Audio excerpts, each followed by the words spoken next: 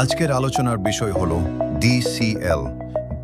DCL মানে হলো defect classification list, অর্থাৎ ত্রুটির শ্রেণীবিন্যাস।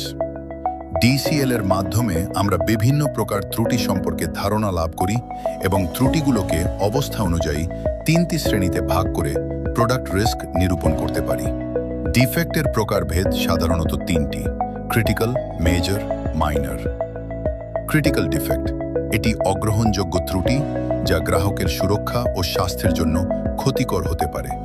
সাথে সাথে এটি প্রোডাক্ট কোয়ালিটি এর মারাত্মক অবনমন ঘটাতে পারে।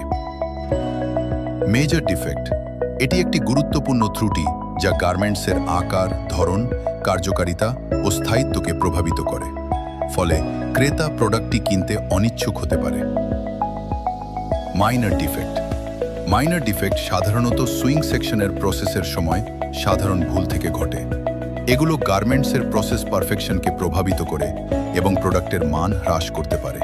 সুতরাং ডিসিএল সঠিকভাবে ব্যবহার করলে আমরা ডিফেক্ট রিকগনিশন এবং প্রোডাক্ট রিস্ক ডিসিশন উভয়ই কার্যকরভাবে করতে পারি।